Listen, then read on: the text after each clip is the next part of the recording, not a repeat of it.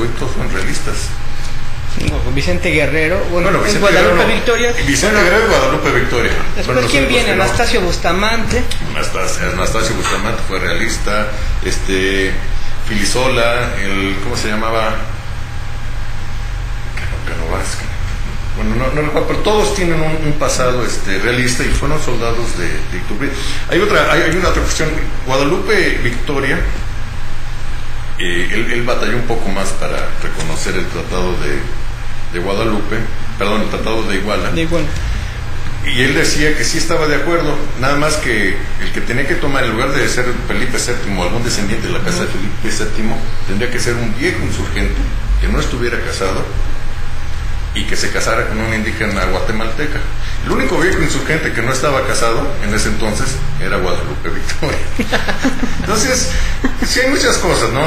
Por ejemplo, algún historiador decía, si Iturbide lo bajamos del pedestal por ambición, tenemos que bajar a todos los héroes, menos a Matamoros y a Morelos.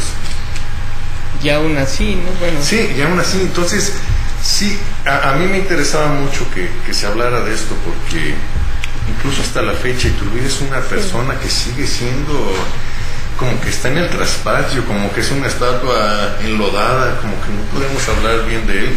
Inclusive se le relaciona mucho con ser conservador, pero la gente, la élite criolla, no lo quería. Esa es una cuestión. Para ellos se les decía, bueno, ¿cómo moreliano, campesino moreliano se va a querer emperador y va a querer que yo, Faguaga, le diga a su Alteza Serenísima o el emperador? Esas también fueron las cosas. Si hacemos otra pausa.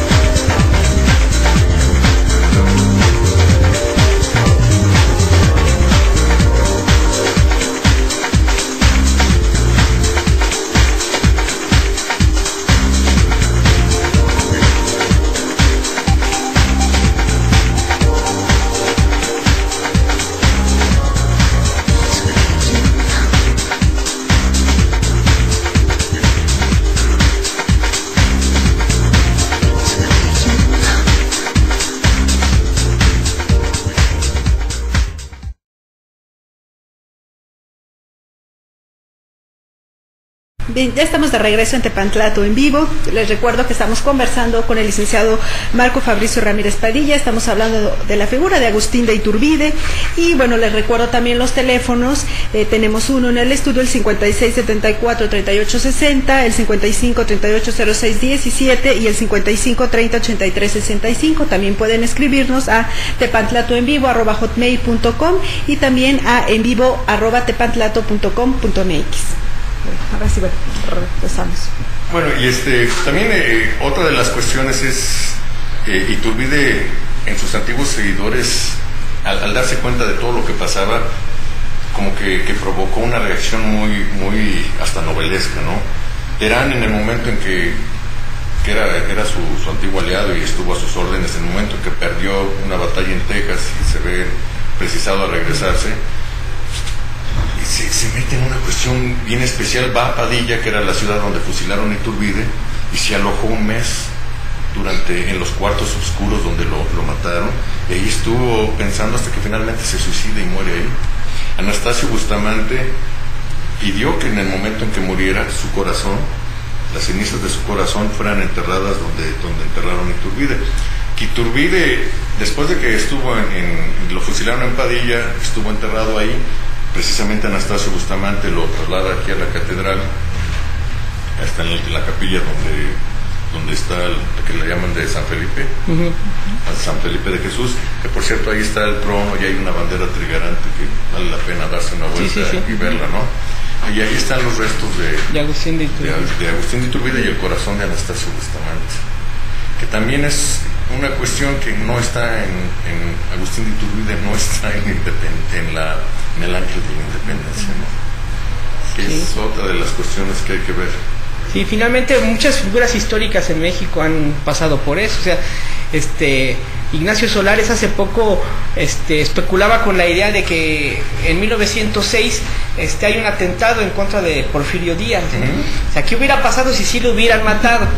¿No? Entonces pasaría la historia no como el dictador, sino como el gran modernizador. Claro, de México, ¿no? ¿Qué hubiera pasado sin los tratados de Guadalupe Hidalgo, la figura, y sin los impuestos a las ventanas y esas cosas? La figura de Antonio López de Santana hubiera sido otra, ¿no?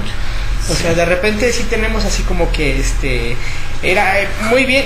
¿Qué hubiera pasado si no se hubiera declarado emperador Agustín de Iturbide y hubiera sido un presidente, por ejemplo? Aunque fíjate que hay también, perdón, otro de los mitos que se ha hablado es la autoproclamación de Iturbide como emperador.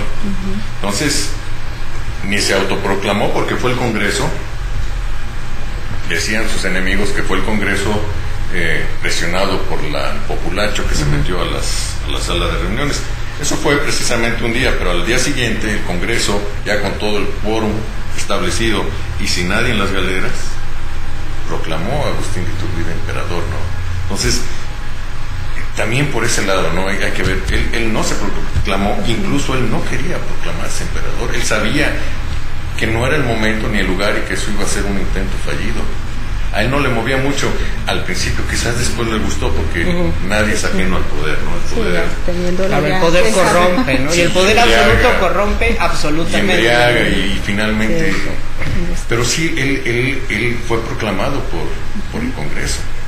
Entonces, ¿a qué se lo podemos atribuir? ¿A una cuestión historiográfica, una tradición que venimos arrastrando, o también el discurso, ¿no? Es más conveniente, pues, para nosotros, para un país, es que en ese aspecto la independencia de la Nueva España es diferente a todas las demás de Hispanoamérica, porque Nueva España fue diferente. Para empezar, era una sociedad la más rica, la más culta, la ciudad más poblada, una sociedad compleja, donde había muchos criollos y muy poderosos.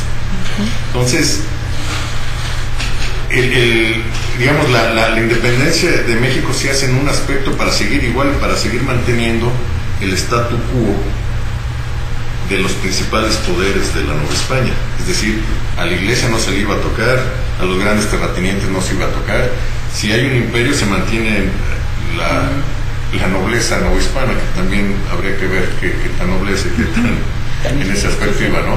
Pero sí, y para un régimen revolucionario el decir que Iturbide es el que nos dio patria es contradictorio.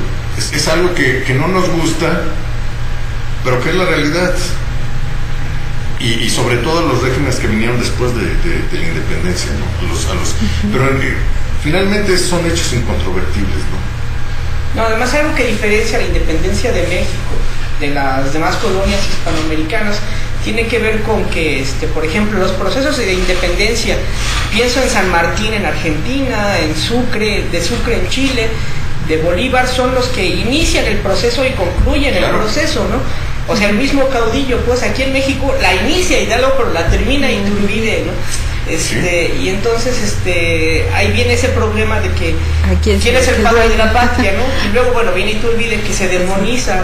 Como lo hizo con Cortés, por ejemplo. Exactamente, ¿no? se demonizó la figura de Iturbide y durante un tiempo nuestra independencia se celebró el 27 de septiembre.